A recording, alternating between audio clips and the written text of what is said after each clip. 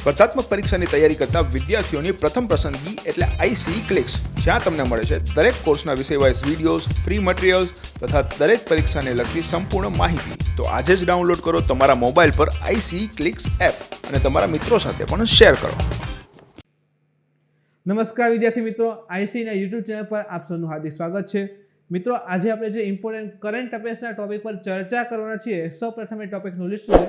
તો પ્રથમ ટોપિક રહેલો છે કે ભારતે 2047 સુધીમાં, એટલે કે એમ પણ કહી શકીએ ભાઈ કે આઝાદીના 100 વર્ષ પૂરા થાય, તો ત્યાં સુધીમાં ઉર્જા સ્વતંત્ર બનવાનું લક્ષ્ય નક્કી કરેલું છે.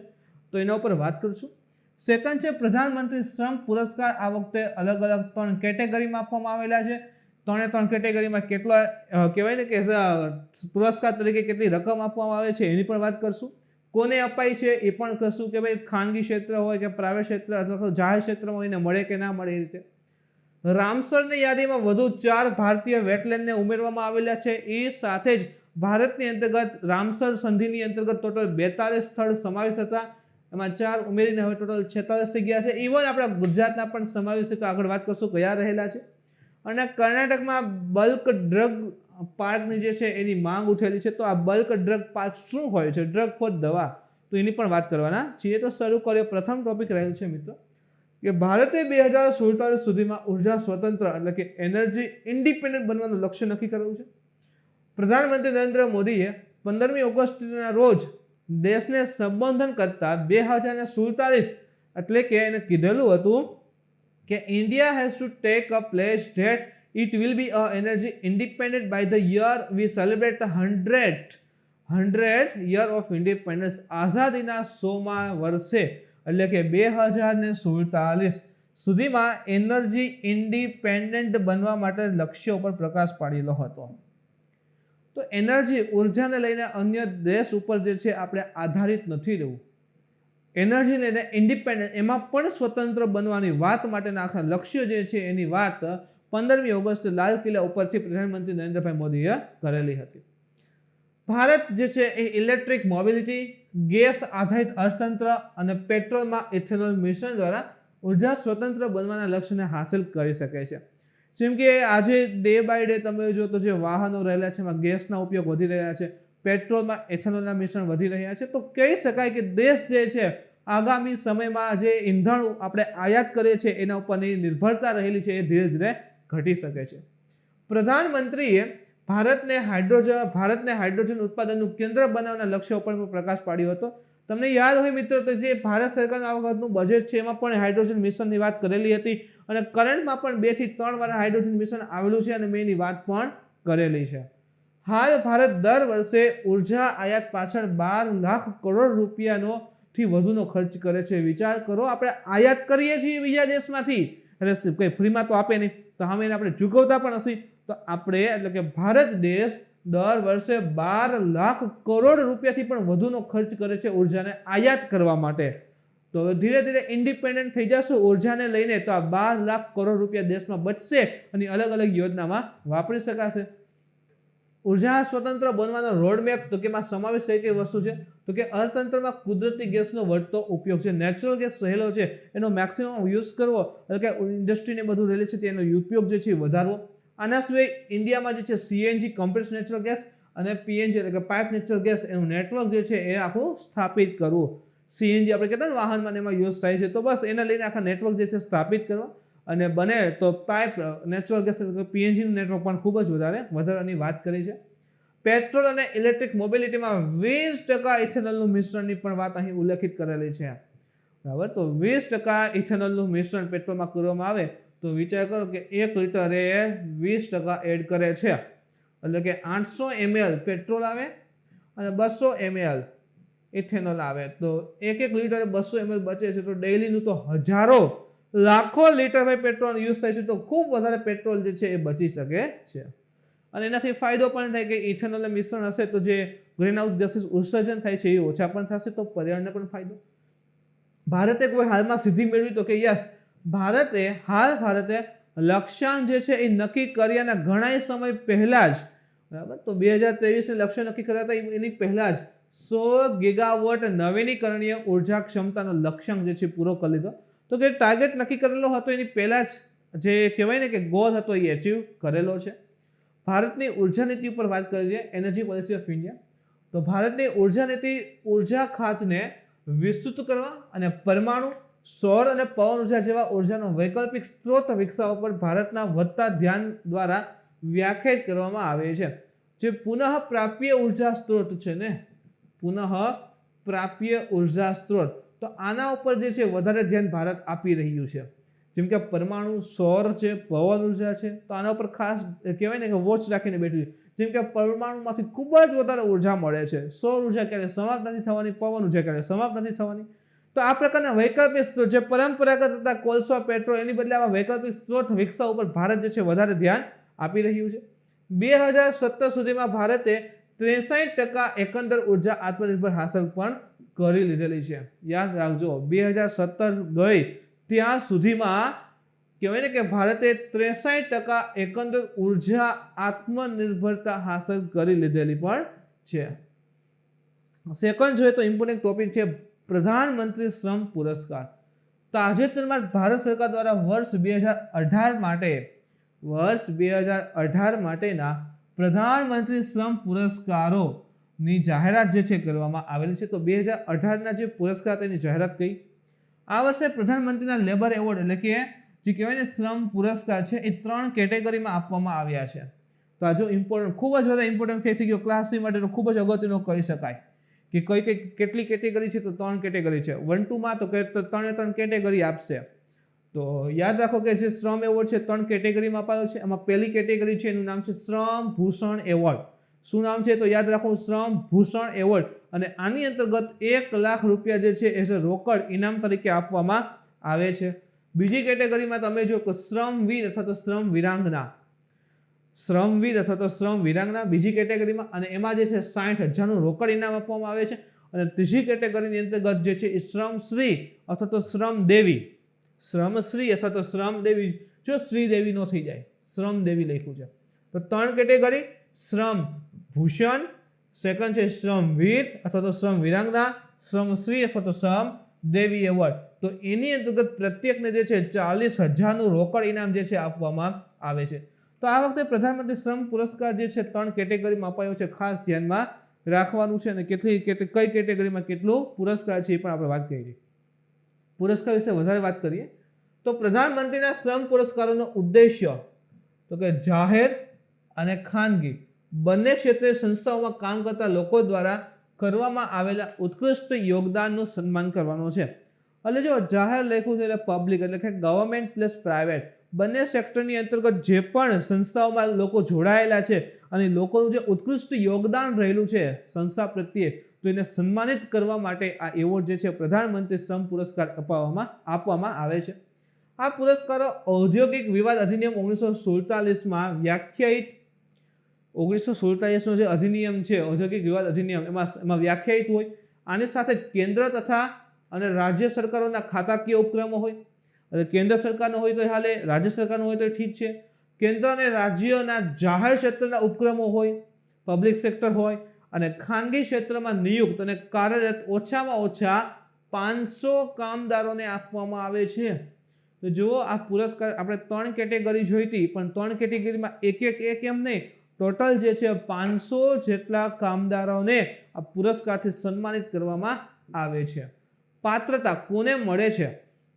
તો આ પુરસ્કારો કામદારોને તેના વિશિષ્ટ પ્રદર્શન, નવીન ક્ષમતાઓ, ઉત્પાદકતાના ક્ષેત્રમાં ઉત્કૃષ્ટ યોગદાન અને અસાધારણ સાહસ અને બુદ્ધિમત્તાના પ્રદર્શન માટે આપવામાં આવે છે. તો ઘણી વખત કે ઉદ્યોગમાં કોઈ એવી ઘટના ઘટી ગઈ હોય, ડિઝાસ્ટર આવી ગયેલું હોય, જેમ કે આગ લાગેલી કે કાંઈ હોય, તો એ વખતે એનું સાહસ બતાવેલું હોય, ઉત્પાદનમાં કંઈક નવો આઈડિયા લગાવેલો હોય, નવીન ક્ષમતા તેને ડેવલપ કરેલી હોય, તો એ બધા અથવા તો કોઈ બુદ્ધિમત્તાનો ભયાનક રીતે ઉપયોગ કરેલો હોય કે ઉત્પાદન આવતું ડબલ ઉત્પાદન એવું આવતું થઈ જાય, અથવા મશીનરીકરણને સહેલી કરેલી હોય, તો એના ઉત્કૃષ્ટ આ પ્રકારના યોગદાન બદલ તેને એવોર્ડ જે છે આપવામાં આવતો હોય છે.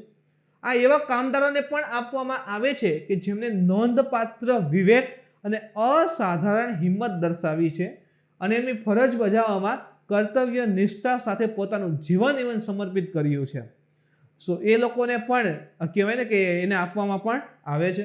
અસાધારણ હિંમત, ફરજ બજાવવામાં કર્તવ્ય નિષ્ઠા સાથે પોતાનું જીવન આખું સમર્પિત કરી દીધું હોય તો એને પણ અપાય છે. રૂટીન સર્વિસ વર્કમાં રોકાયેલા કામદારો આ એવોર્ડ માટે લાયક રહેશે નહીં.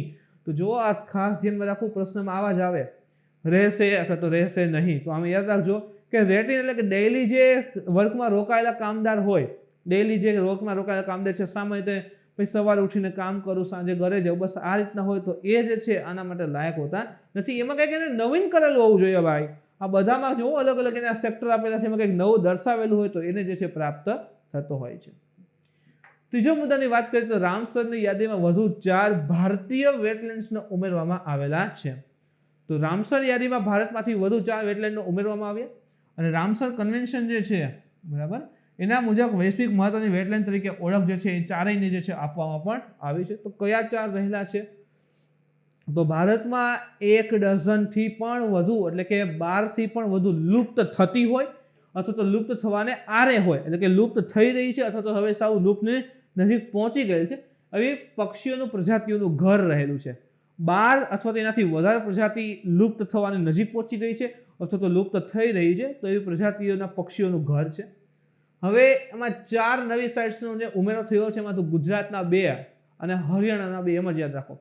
ગુજરાતનું થોળ અને વઢવાણ. ચલો અહીંથી મિત્રો એક ઇમ્પોર્ટન્ટ પ્રશ્ન પૂછું છું, તમારે કોમેન્ટ કરવાની જ છે ભાઈ, અહીંથી પ્રશ્ન પોસિબલ છે જ. તો વઢવાણ અને થોળ આ બંને ગુજરાતના કયા જિલ્લામાં આવેલા છે એ તમારે કોમેન્ટ કરીને જણાવવાનું છે, બરાબર. ગુજરાતનું થોળ અને ગુજરાતનું વઢવાણ કયા જિલ્લામાં આવે તમારે કોમેન્ટ કરીને જણાવવાનું છે.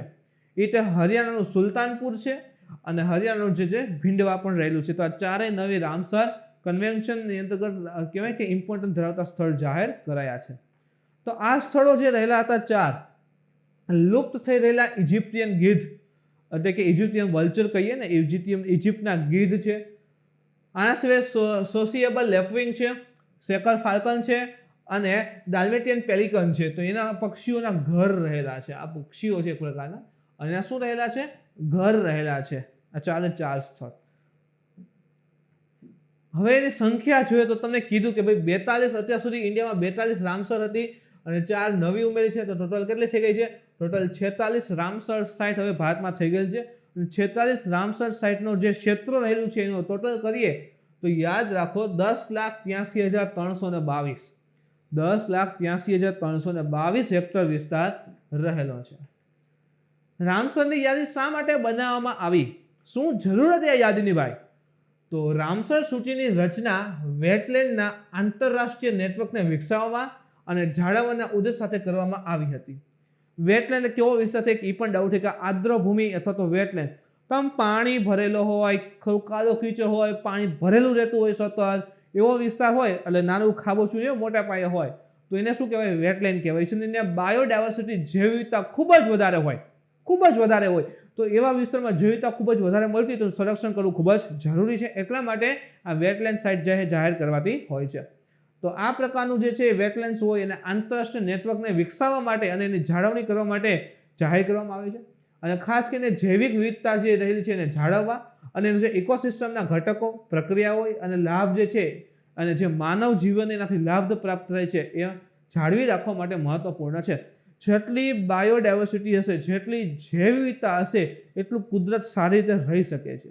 એનો અર્થ એમ જ થાય, જેમ કે સપોઝ કે આપણા ઘરમાં ડેઈલી એકનો એક જ ખોરાક રંધાતો હોય, ડેઈલી કારેલાનું શાક જ હોય તો ભાવે? તો એમ કે ના રે ના, એમને નથી ભાવતું, આ કેમ ભાવે?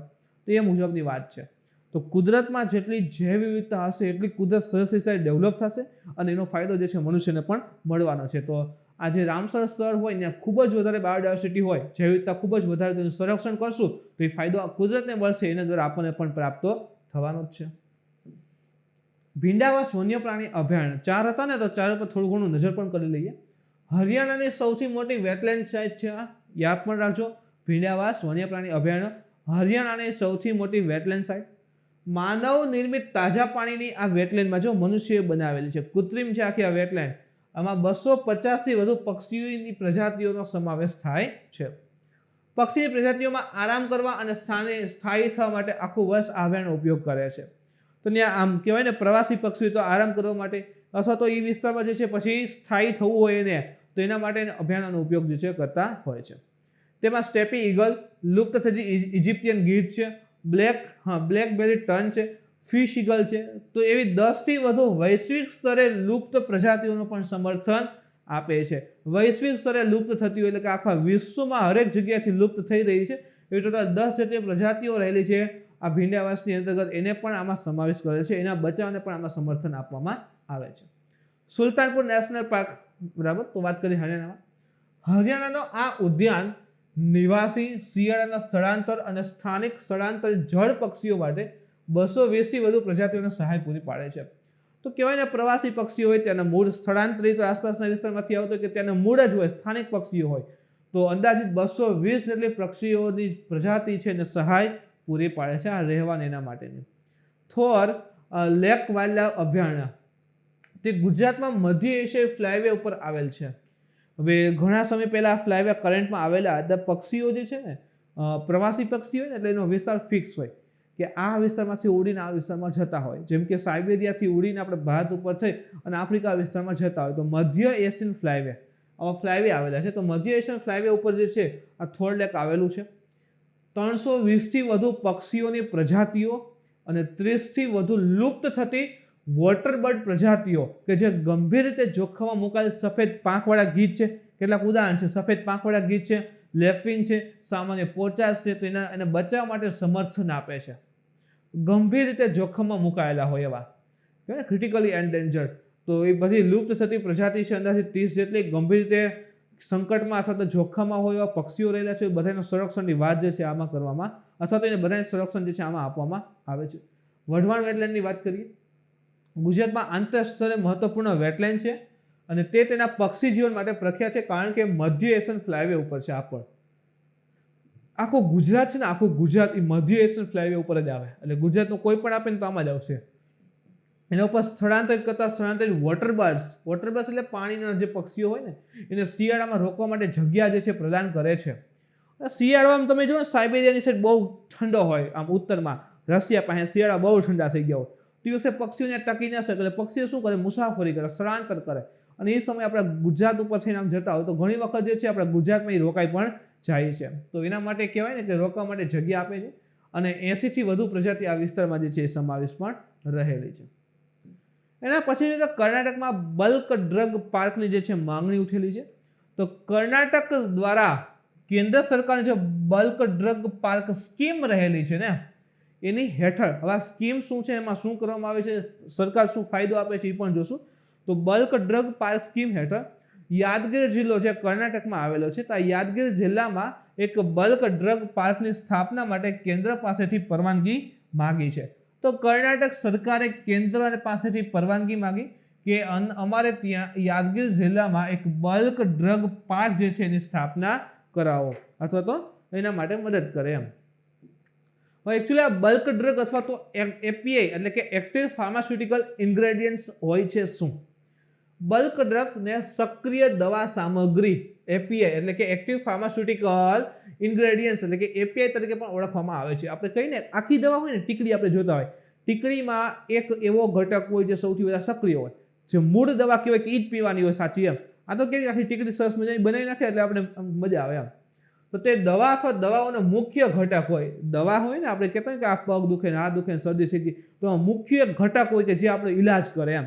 તો એ દવા જે છે એની અંદર મુખ્ય ઘટક હોય જે દવાને ઈચ્છિત તબીબી અસર આપવા માટે સક્ષમ બનાવે છે. તો જે ટીકડી પીતા હોય એને જે બોડીમાં અસર આપવાની છે એનામાં એ કહેવાય ને કે ટીકડીમાં એક્ટિવ કમ્પોનન્ટ હોય અને આપણા બોડીમાં જશે તો એના મુજબ જે છે સારવાર કરશે અથવા ઈચ્છિત ઔષધીય પ્રતિક્રિયાઓ માટે સક્રિય હોય. ઉદાહરણ તરીકે જોઈએ તો પેરાસિટેમોલ એક બલ્ક ડ્રગ છે.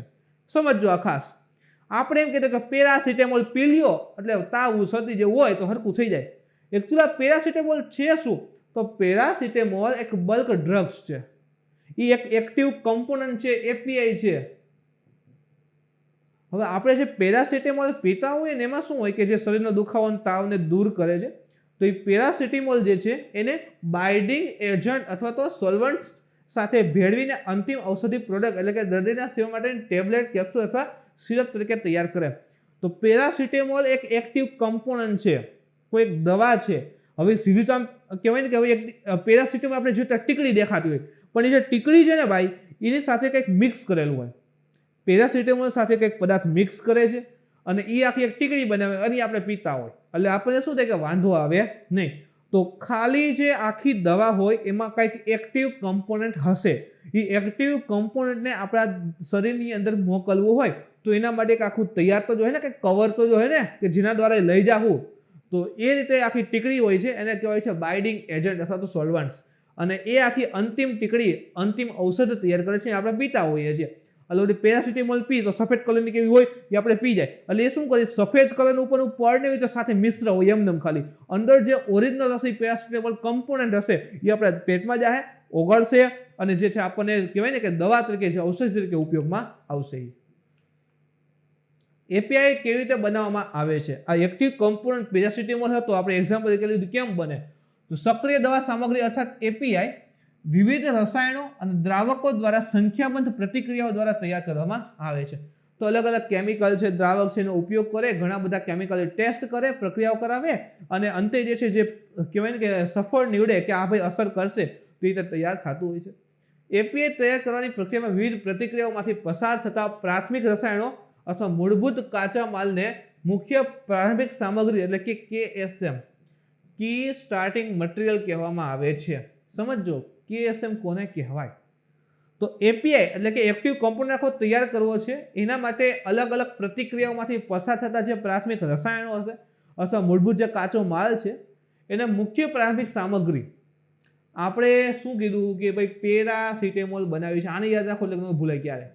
પેરાસિટામોલ બનાવી છે તો આના માટે ધારો કે એ બી સી પદાર્થ જોઈએ, આ ત્રણેયને ભેગા કરશો તો પેરાસિટામોલ બને છે અમુક તાપમાન અને દબાણે. હવે પેરાસિટામોલ બની ગયા એબીસી વાળું આવું, ચલો આમાં ઘણા બધા કણ બની ગયા પેરાસિટામોલના. હવે એક એક પાર્ટિકલ્સ હોય તો પીવા કેમ? તો શું કરે, એને કોઈ પદાર્થ સાથે મિક્સ કરી એક આવી ટીકડી બનાવી નાખી, જે ટીકડી આપણે પીતા હોઈએ છીએ. પણ આવા કણ બનાવવા માટે શું જરૂર પડી? એ બી અને સી પ્રાથમિક હતા, ત્રણેયને મિક્સ કર્યા તો પેરાસિટામોલ બન્યું ને ભાઈ. તો આને શું કહેવાય? કી સ્ટાર્ટિંગ મટીરિયલ, મૂળભૂત કાચો માલ કહેવાય છે. હવે આ પ્રતિક્રિયાઓમાં મધ્યવર્તી તબક્કા દરમિયાન ઉત્પન્ન થતા રાસાયણિક સંયોજનને મધ્યવર્તી દવા એટલે કે ડ્રગ ઇન્ટરમીડિયેટ ઓર ડીએલએસ ડ્રગ ઇન્ટરમીડિયેટ કહેવાય છે. એટલે કે આપણે જે આ એબીસી ને પ્રોસેસ કરાવી અને પ્રોસેસથી જે કમ્પોનન્ટ તૈયાર થાય છે અથવા તો આ એબીસી ત્રણે ભેગા કરવાની આપણે પ્રક્રિયા કરીએ છીએ, એમાં જે મધ્ય પગલું આવે ને, મધ્ય સ્ટેપ, એને શું કહેવાય છે? ડ્રગ ઇન્ટરમીડિયેટ કહેવામાં આવે છે, ડીએલએસ કહેવાય છે. હવે ભારતમાં બલ્ક ડ્રગને પાકને પ્રોત્સાહન કરવાના કારણો કયા છે? તો ભારતીય ફાર્માસ્યુટિકલ ઉદ્યોગ વિશ્વમાં ત્રીજા ક્રમે છે ભાઈ. જો ખૂબ ઇમ્પોર્ટન્ટ છે, ફેક્ટ બેઝ લાઈન આપી શકે.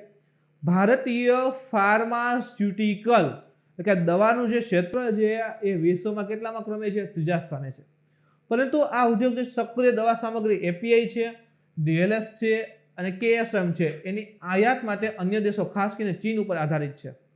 તો આપણે એપીઆઈ બનાવવું હોય, ડીએલએસ બનાવવું હોય કે કેએસએમ બનાવવું હોય તો એના ઉપર ડિપેન્ડન્સી આપણે ક્યાંથી મગાવીએ? બધું ચીનમાંથી એમાંથી વધારે મગાવીએ છીએ અથવા તો અન્ય દેશમાંથી મગાવીએ છીએ. તો આપણે જોયું ને કે અહીંયા ઓલું બનાવવું હતું, આપણે યાદ કરો કે એ કીધું હતું કે પેરાસિટામોલ બને તો એ બી અને સી જોઈએ, ત્રણેયને ઊંચા તાપમાન દબાણ મિક્સ કરશું તો પેરાસિટામોલ બને. તો એ બી અને સી ક્યાંથી કાઢવાના? તો કે આપણે બીજા દેશમાંથી આયાત કરીએ છીએ, પછી બધું બનાવીએ છીએ આપણે, પણ બીજા દેશમાંથી તો આયાત તો કરીએ છીએ ને, તો એનું શું કરવાનું એમ? તો એ એક નેગેટિવ ઇફેક્ટ આવે છે. તેથી આ દેશોમાં કોઈ પણ વિક્ષેપ ભારતના ફાર્માસ્યુટિકલ ઉદ્યોગને અસર કરી શકે છે. એક્ઝામ્પલ કે ચીનને લઈએ તો ભારત અને ચીન જે છે આપણે જાણીએ કે સરહદી સંઘર્ષ થયો હતો. હવે ચીન એમ કે અમે નિકાસ નહીં કરીએ આની બરાબર બેઝિક કિસ્ટોનની, હવે કેએસએમની અમે નિકાસ નથી કરવા માંગતા, નિકાસ નહીં કરે તો દેશમાં આવશે નહીં તો આપણો ફાર્માસ્યુટિકલ ઉદ્યોગ ત્રીજા નંબરથી પડી જાય નીચે, બીજું દવા થઈ જાય બધી મોંઘી. તો આ પરિસ્થિતિ ખતરનાક સાબિત થઈ શકે. તો જેમ કે આ વર્ષે ભારતમાં દવા ઉત્પાદકોને કોવિડ-19ને કારણે આયાતમાં વિક્ષેપને કારણે ઘણી મુશ્કેલીનો સામનો કરવો પડ્યો હતો.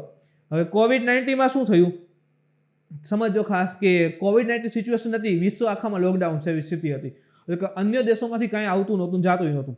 હવે ચીન જેવો દેશ કે જ્યાંથી કોરોના સ્પ્રેડ થયું તેવું કહેવાય છે, ચીનમાંથી કોરોના સ્પ્રેડ થયો, ત્યાંથી આ દવા કેમ મગાવી? કોક તો આવશે ને દેવા લેવા, તો એના દ્વારા ફેલાઈ શકે ઉલટાનું. તો જે દવા બનાવતી કંપનીઓ હતી ઇન્ડિયામાં, તો એને ખાસ કરીને આવી પરિસ્થિતિમાં આયાતને લઈને મુશ્કેલી ઊભી થઈ કે દવા બનાવી કેવી રીતે? તો એના ઉપર જે બીજા દેશો ઉપર આપણે આધાર રાખીએ છીએ, ધીરે ધીરે શું કરવો છે? ઘટાડવો છે. એટલા માટે બલ્ક ડ્રગ પાર્ક જે છે એને પ્રોત્સાહિત કરવામાં આવે છે, એ જે છે લગાવવામાં આવે છે.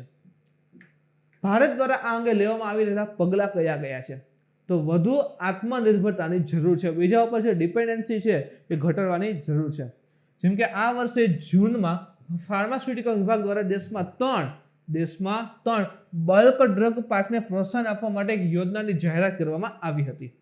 આ બલ્ક ડ્રગ પાર્ક એટલે હોય શું એકચ્યુઅલમાં, એક મોટો બધો વિસ્તાર હોય ત્યાં ઘણી બધી આ દવા બનાવતી જ કંપની હોય તો એને બલ્ક ડ્રગ પાર્ક કહેવાય, નવું કાંઈ નથી. હવે 3 મોટા પાર્ક દેશમાં સ્થાપિત કરવા માટેની યોજના જાહેર કરી. બલ્ક ડ્રગ પાર્કમાં સામૂહિક કચરા વ્યવસ્થાપન પ્રણાલી ઉપરાંત ખાસ કરીને સક્રિય ઘટકો એપીઆઈ, પછી ડીએલએસ અને કેએસએમ એના ઉત્પાદન માટે સામૂહિક માળખાગત સુવિધાઓ સહિતનો સંપર્ક વિસ્તાર નિર્ધારિત કરવામાં આવશે. એટલે કે ભાઈ ડીએલએસ છે, કેએસએમ છે, એપીઆઈ છે, એની બનાવટ માટે, એના ડેવલપમેન્ટ માટે એકબીજાને મદદ થઈ આખી કંપનીઓને ડેવલપ કરવામાં આવશે. આ ઉદ્યાન દેશમાં બલ્ક ડ્રગના ઉત્પાદન ખર્ચમાં ઘટાડો કરશે. હવે મોટા પાયે દવાઓના ઉત્પાદન એવું આવશે, બીજા ઉપરની આધાર આપણે જે બીજા દેશમાંથી આયાત કરીએ છીએ બધું ઘટી જશે, તો દવા પણ કેવી થઈ જાય, સસ્તી થઈ જાય. ઉત્પાદન ખર્ચ ઘટી ગયો, એટલે કે ધારો કે પહેલા દવાનું ઉત્પાદનમાં 100 રૂપિયા લાગતા, હવે 30 રૂપિયા લાગે તો દવા કેટલી સસ્તી થઈ જાય ભાઈ? તો દવાનું ઉત્પાદન ખર્ચ ઘટશે તો દવા પણ સસ્તી થઈ જાય. એ સાથે ઘરેલું બલ્ક ડ્રગ ઉદ્યોગમાં સ્પર્ધામાં વધારો કરશે તેવી પણ અપેક્ષા રહેલી છે. તો અંદર કોમ્પિટિશન મળશે ને તો દવા હજી વધારે સસ્તી થઈ શકે અને સારી પણ થઈ શકે. હવે આ યોજનાની મુખ્ય લાક્ષણિકતા શું છે? સરકાર તો લઈ આવી છે યોજના, તો સરકારની લાક્ષણિકતા જોઈએ યોજનામાં.